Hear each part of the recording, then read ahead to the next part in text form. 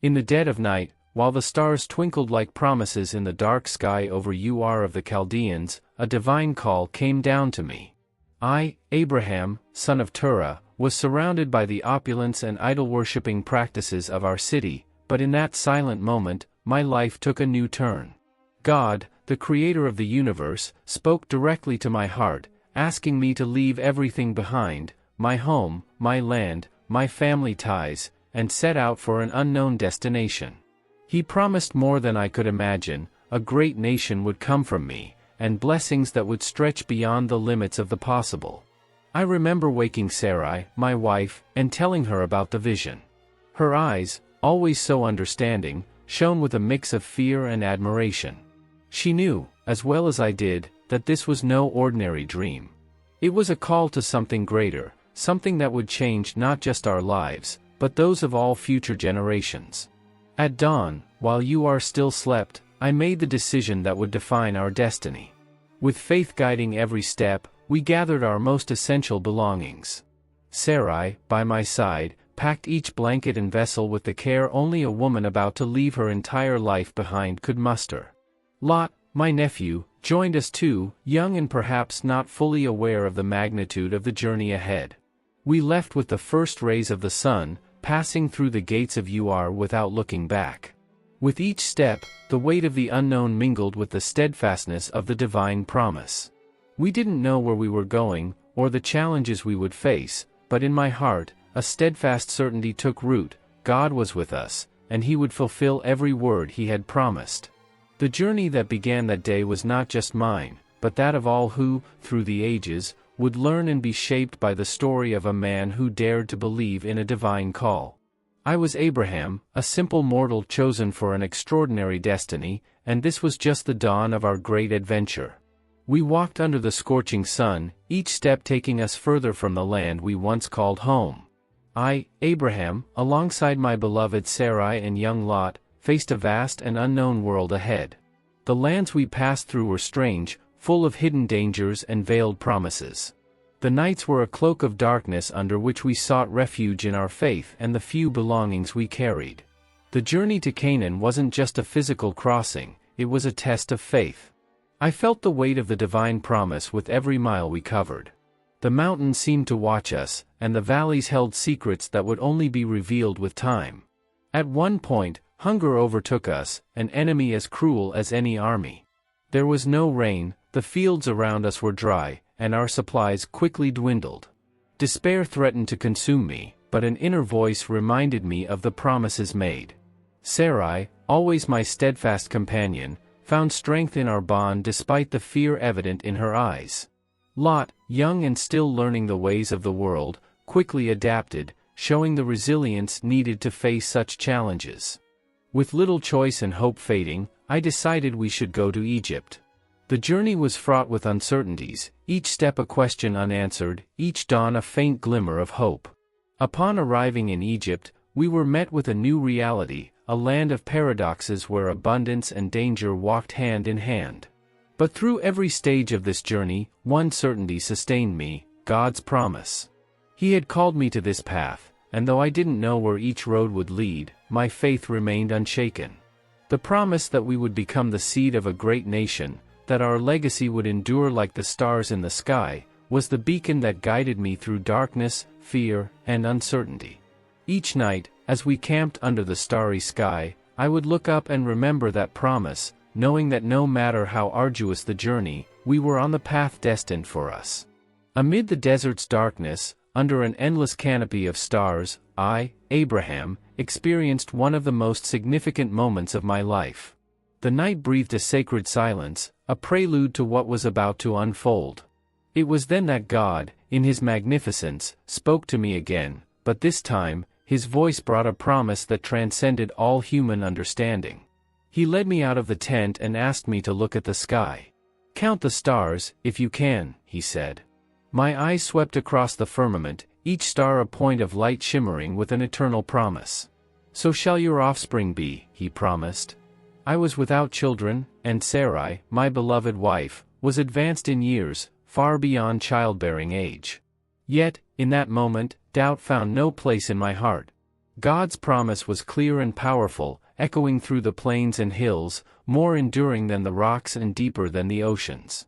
He spoke not just of descendants, but of a lineage as numerous as the stars in the sky and the sand on the shore, a vision almost unimaginable for a man in my situation. But I believed. I believed with a faith that knew no bounds, a faith that transformed me from within. There, in that vast desert, I knelt under the stars, my heart overflowing with gratitude and awe. The God of all creation had chosen not just to speak to me, but to make me a promise so grand it would span generations. It was not just a promise of numerous descendants, but a promise of blessing, a blessing that would touch all families of the earth through the lineage that would flow from me. In that divine moment, I entered into a covenant with God, a covenant sealed not by human strength, but by the infinite power of the Creator. Each star in the sky became a witness to this covenant, each grain of sand beneath my feet a reminder of God's eternal faithfulness. I didn't know how or when God would fulfill His promise, but I knew, with a certainty that penetrated my soul, that He would. And so, under the starry sky, I renewed my commitment to follow wherever He led, sustained by faith in the God who turns the impossible into reality. God's promise on that starry night wasn't just a vision of what was to come, it was the assurance that, despite all adversities, my life and my family's lives were in the hands of the Creator, shaped by His love and purpose. The years passed like shadows at dusk, and Sarai and I remained childless. God's promise shone in my mind like the stars on that distant night, but the reality of our lives showed a sky still without a moon.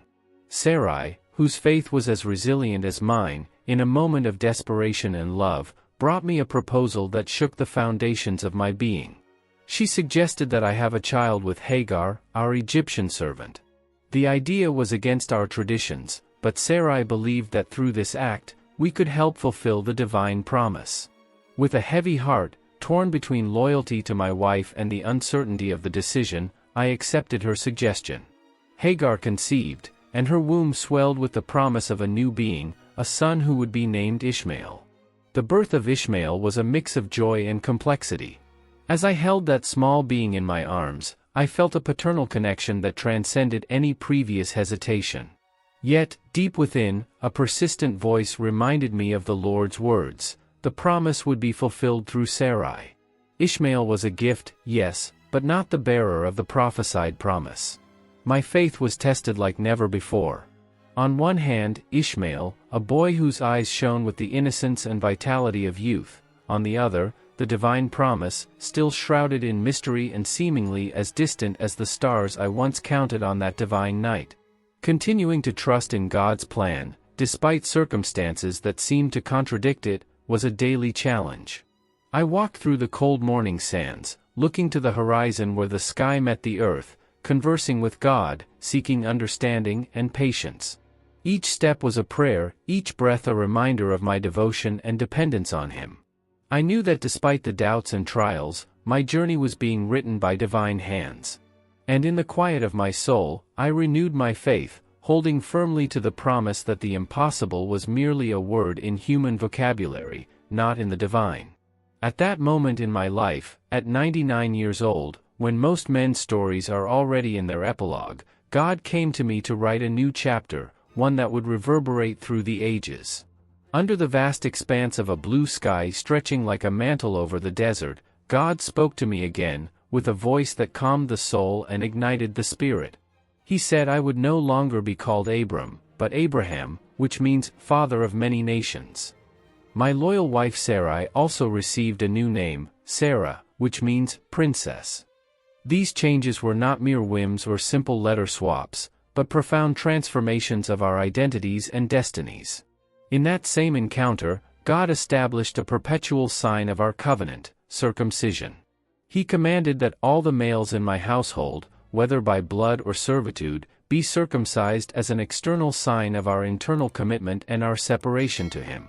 It was a covenant of blood, marked not only in our bodies but also in our spirits. I, at 99 years old, and Ishmael, at 13, obeyed promptly. The decision was not taken lightly, it involved physical pain and a palpable demonstration of faith.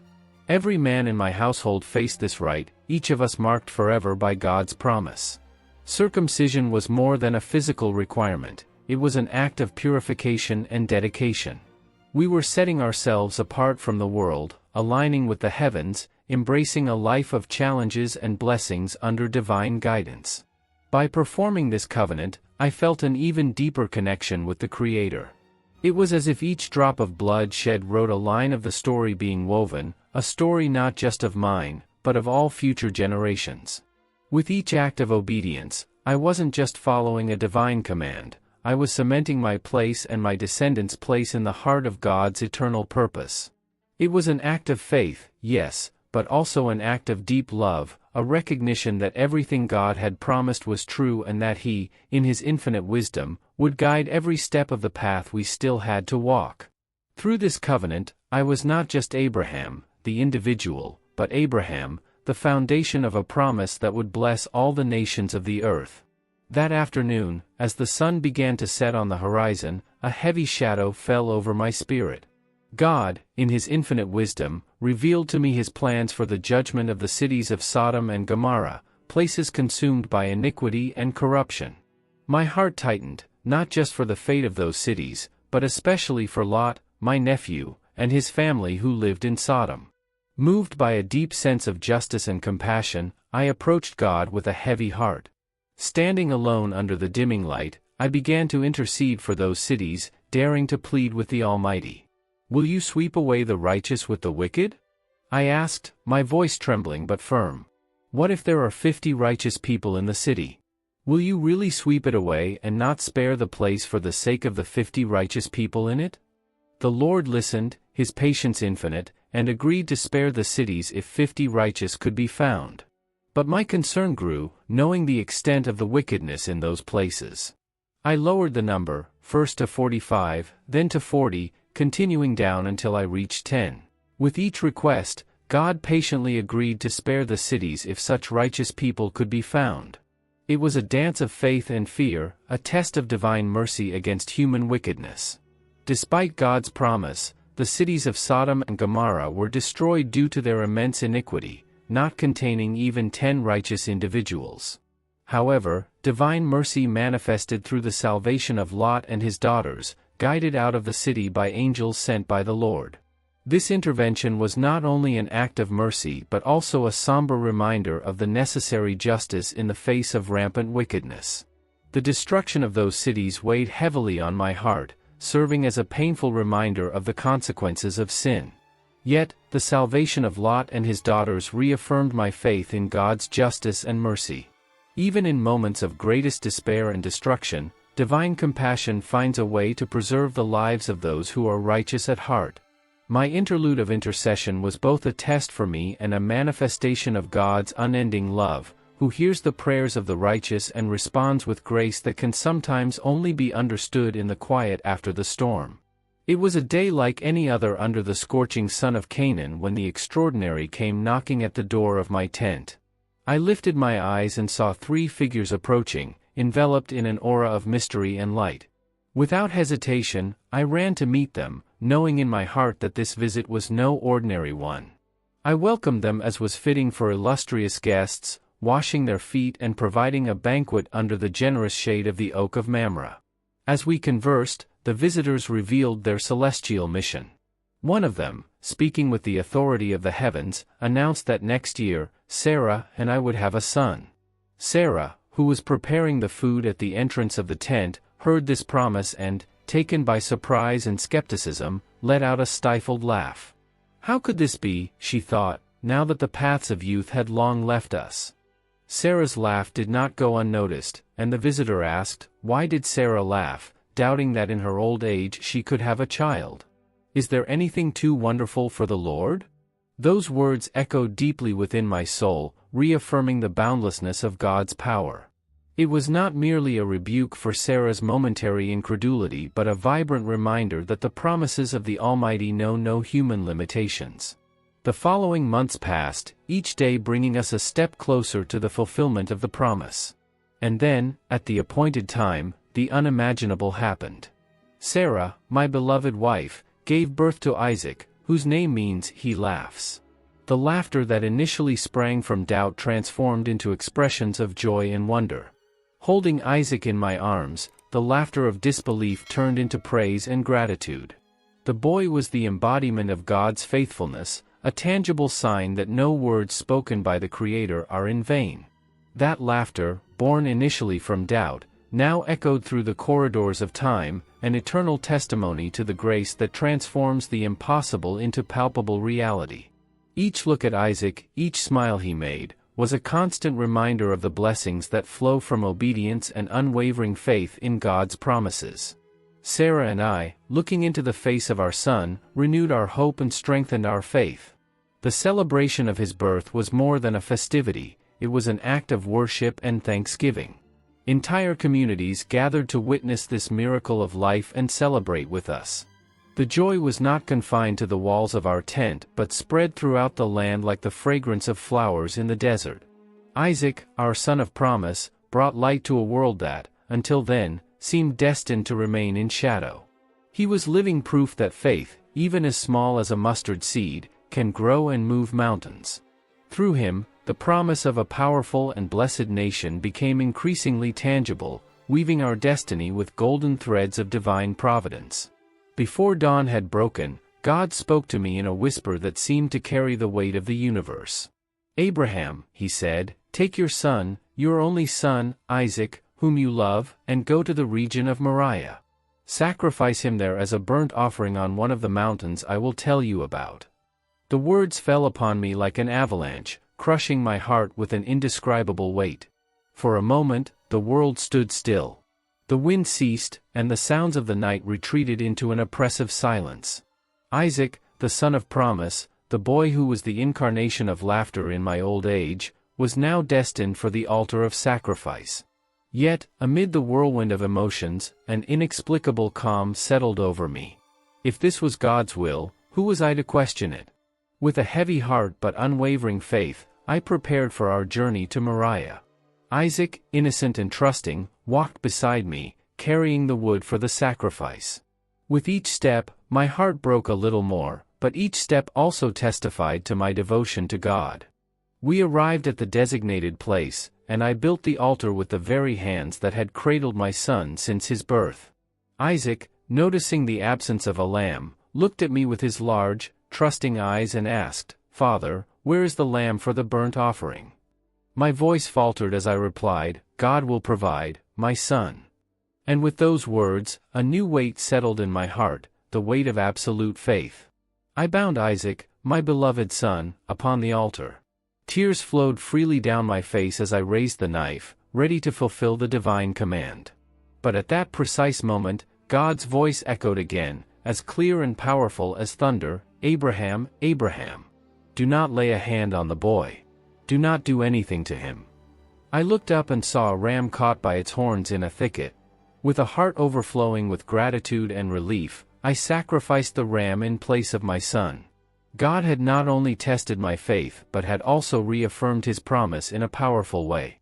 There, on the top of Moriah, my trust in the Lord was restored and strengthened. The Lord had provided, and from that moment on, I knew that no matter what challenges or trials we might face, our faith would carry us through, strengthened and purified by the fire of obedience and divine love. As I reached the twilight of my days, reflecting on the life the Lord had allowed me to live, I felt a peace that transcends human understanding. Abraham, a name that once meant little more than a son of Terah in Ur of the Chaldeans, had become a testament to faith and obedience. Looking back, I saw a life of divinely intertwined moments, each marked by the invisible hand of God. I lived to the advanced age of 175, long enough to see generations born and grow under the promise of an eternal covenant. Every day I spent in Hebron, every breath I took, was a constant reminder of God's promises and his unwavering faithfulness. The Lord blessed me not only with a long life but with descendants whose influence would extend far beyond the steppes of Canaan. This lineage, emerging from Isaac and branching through Jacob and beyond, became more than mere heirs to a territorial promise. They became bearers of a divine blessing, one that would reach all the nations of the earth. Among them was Jesus Christ, through whom the fullness of the promise made to me was gloriously revealed. Through him, the blessing extended to all corners of the world, fulfilling what was once whispered to an old man under the stars of a distant desert. My life, marked by moments of doubt and triumph, fear and courage, was not just my journey. It became a story shared by many, a source of inspiration, and a beacon of faith. In my walks with God, I learned that true obedience lies not in following orders without question, but in maintaining faith even when the path ahead is uncertain. Each step of my journey, every test of faith, and every act of obedience has woven a tapestry of trust in the Almighty, a trust that I pass down to my descendants and to all who hear my story. Now, as I prepare to leave this earthly world, I feel a serene certainty that my legacy will not be measured in years, but in the quality of faith I have inspired in others. I leave behind not just a family, but a multitude of souls whose lives have been touched by the story of a man who dared to believe in God's promises. May my life continue to be a testament to God's faithfulness, a living example that true faith is a fire that burns continually, illuminating the path for those who seek truth amidst the shadows of doubt. And may everyone who hears my story find in it the courage to trust in God, just as I did, from the days of my youth until my last breath in Hebron. And so, we conclude another incredible journey through the stories that have shaped our faith and understanding. The life of Abraham is not just a narrative from the past, it is an eternal invitation to live a life of faith and courage, trusting in divine promises, even against all odds. If you felt inspired by this story and want to continue exploring other fascinating journeys from the Bible, don't forget to subscribe to the channel. By subscribing, you not only support our work but also become part of a community that seeks growth and inspiration in eternal truths. Click the subscribe button below the video, activate the notification bell to make sure you don't miss any of our future content, and share this video with friends and family who might also be touched by these stories of faith. Thank you for watching, and see you next time with more stories that have the power to transform hearts and minds. God bless.